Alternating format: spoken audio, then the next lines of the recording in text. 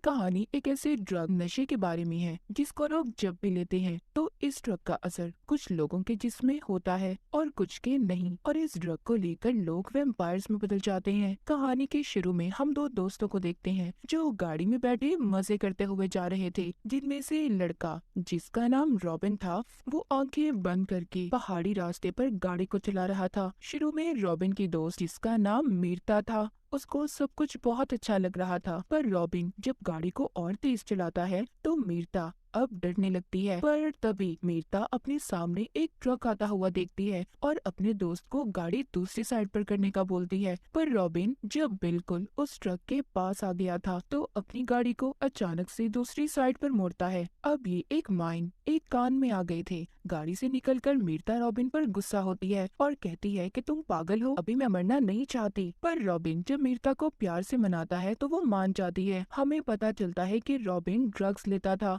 वो यहाँ पर भी ड्रग्स लेने वाला था। मीरता जब ये देखती है तो जिद करती है, कहती है मैं भी इस ड्रग को लेना चाहती हूँ। पर रॉबिन उसे कहता है, मीरता देखो मेरी जान, ये ड्रग्स बहुत अलग है, खतरनाक भी, इससे तुम्हारा दिमाग भी फट सकता है। मीरता रॉबिन से वादा लेती है कि ये ड्रग लेने के बाद तुम कभी भी इस ड्रग को नहीं लोगे, क्योंकि वो उससे बहुत ज्यादा प्यार करती थी और साथ ही रॉबिन के साथ जीने मरने की भी कसम खाती है। फिर जिसके बाद दोनों उस ड्रग को अपनी आंखों में डाल लेते हैं। उस ड्रग को लेने के बाद उनकी आंखों से काले रंग का लिक्विड निकलने लगता है। रॉबिन उससे कहता है हम दोबारा फिर मिलेंगे। अगले सीन में हमें दिखाया जाता है कि मीरता और रॉबिन की लाश हॉस्पिटल में पड़ी थी, जिसको बाहर खड़े मीरता के मॉम डैड देख रहे थे और अपनी बेटी की मौत से बहुत ज्यादा दुखी थे। इसका मतलब ये था कि उस ट्रक को लेने के बाद दोनों की मौत हो चुकी थी, दोनों मर चुके थे। पर यहाँ पर हमें पता चलता है कि रॉबिन की लाश को लेने कोई भी नहीं आया था और सब कसूरवार मीरता की मौत का रॉबिन को ही समझ रहे थे। फिर जिसके बाद हमें एक कब्रिस्तान दिखाया जाता है जहाँ पर मीरता और रॉबिन को दफन किया गया था। उनके साथ ही और भी टीनेजर्स जवान लड़के लड़कियों की कब्रें थी। उनकी मौत भी इसी ड्रग को लेने की वजह से हुई थी। तभी मीरता की कब्र से आवाज आती है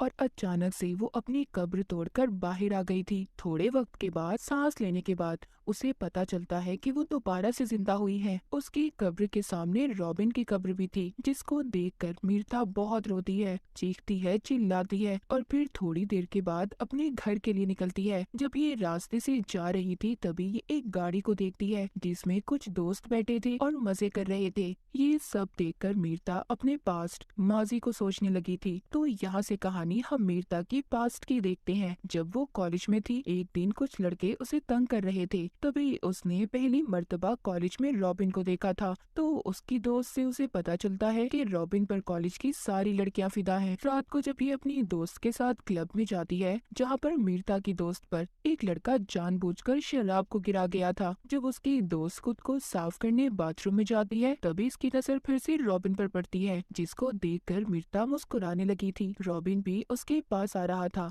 जिसे देखकर मीरता भागने लगती है और ये उसको गोद में उठाकर क्लब में लाकर डांस करने लगता है। एक दिन रॉबिन जब इसको रात को घर छोड़ने गया था तो यहाँ पर वो इसके घर जाने की जिद कर रहा था, पर मीरता कहती है देखो बात को समझो, मेरे मॉम डैड घर पर है। रॉबिन भी सब समझकर मीरता को प्यार से देखता हुआ चला जाता है और मीरता झाड़ियों से होते हुए अपने घर में आ गई थी। अब सीन दोबारा से प्रेजेंट यानी के मौजूदा वक्त में आता है। मीरता अपने ख्यालों से बाहर आ चुकी थी, वो उन्हीं झाड़ियों से होते हुए वापस से अपने घर में आ गई थी। मीरता अपने घर आकर फ्रिज से कुछ निकाल कर खाती है, फिर अपने मॉम डैड को देखने जाती है जो अपने कमरे में सो रहे थे। जब ये अपने कमरे में जा रही थी तो इसकी मॉम की अचानक से आँख खुल जाती है। वो जब अपनी बेटी को देखती है तो मीरता के पीछे पीछे आने लगती है, पर मीरता अपनी मॉम को देखकर दरवाजा बंद कर देती है। उसकी मॉम जब दरवाजा खोलने का कहती है तो अपनी मॉम को ऐसा कहते हुए देख वो दरवाजा खोल देती है। उसकी मॉम जब उसको हाथ लगा रही थी तो उनको उसका जिस्म बिल्कुल ठंडा लग रहा था।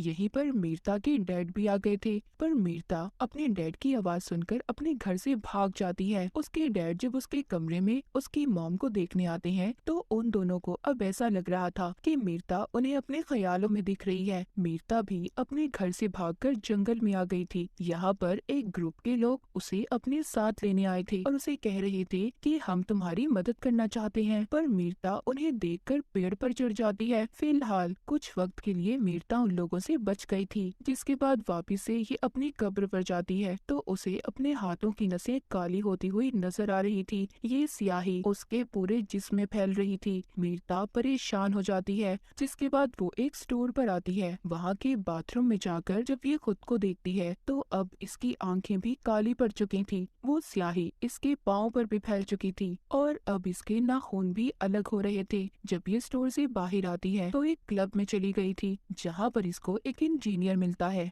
जो इसके साथ घुलने मिलने की कोशिश कर रहा था। यहीं पर क्लब में ये रॉबिन के दोस्त को भी देखती है। अब ये उससे बचने के लिए ये उस इंजीनियर का सहारा लेकर क्लब से बाहर आ गई थी। उधर दूसरी तरफ मीरता की मॉम जो अपनी बेटी की मौत के सदमे में थी, तभी उनके घर पर एक आदमी आता है जो बताता है कि आपकी बेटी मीरता जिंदा है, वो वापिस आ चुकी है। और मौत से जागने के बाद वापिस से लोग सबसे पहले अपने घर में ही आते हैं। ये आदमी दरअसल उन्हीं लोगों का लीडर था जिनको हमने देखा जो मीरता को जंगल में भी ढूंढ रहे थे। मीरता के डैड उस लीडर से कहते हैं कि प्लीज हमें और परेशानी मत दें, हम आगे ही बहुत ज्यादा परेशान हैं। मेरी बीवी की तबीयत ठीक नहीं है। वो लीडर जाता हुआ मीरता के डैड से कहता है, अभी तो मैं जा रहा हूँ, पर हाँ मेरी बात याद रखिएगा, अगर मीरता वापस घर आई तो इस बार उसे अपनी बेटी समझने की गलती मत करिएगा, क्योंकि वो अब बदल चुकी है। उस आदमी ने मीरता के बारे में ऐसा क्यों कहा था, ये हमें आगे कहानी में पता चलेगा। उधर मीरता उस इंजीनियर को लेकर उसी जगह पर आ गई थी जहाँ पर ये रॉबिन के साथ आई थी। इंजीनियर उससे बदतमीजी करने की कोशिश कर रहा था, पर उसे ये करना नहीं चाहिए था। मीरता उस इंजीनियर की गर्दन को काट कर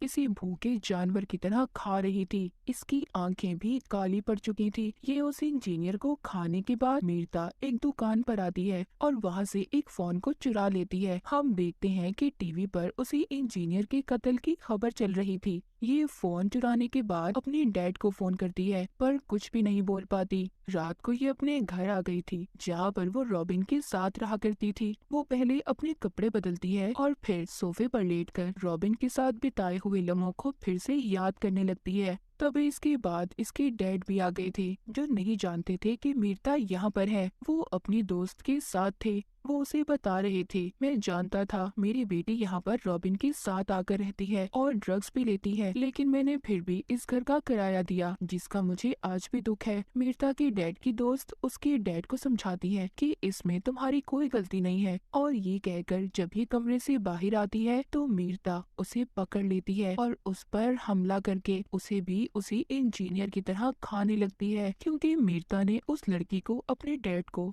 फटकारते हुए सुना था। इसका मतलब ये था कि मीरता अब एक वैम्पायर बन चुकी थी और ये सब सिर्फ उसी ड्रग की वजह से था जो रॉबिन ने इसे दिया था। खैर यहाँ पर जब इसकी डैड आवाज को सुनते हैं तो आकर देखते हैं मीरता खून से भरी हुई थी। ये उसे देखकर परेशान हो गए थे। तभी इधर कुछ लोग आते हैं जो मीरता को पहले भी पकड़ना चाहते थे। ये यहाँ पर आकर गोलियां चला रहे थे, पर मीरता को इनकी गोलियों का कोई असर नहीं होता। पर बेचारे उन गोलियों की वजह से इसके डैड मारे जाते हैं। ये खिड़की से कूद गई थी। नीचे भी उस ग्रुप के लोग थे जो इस पर लगातार गोलियां चला रहे थे, पर इस पर उनका कोई असर नहीं होता।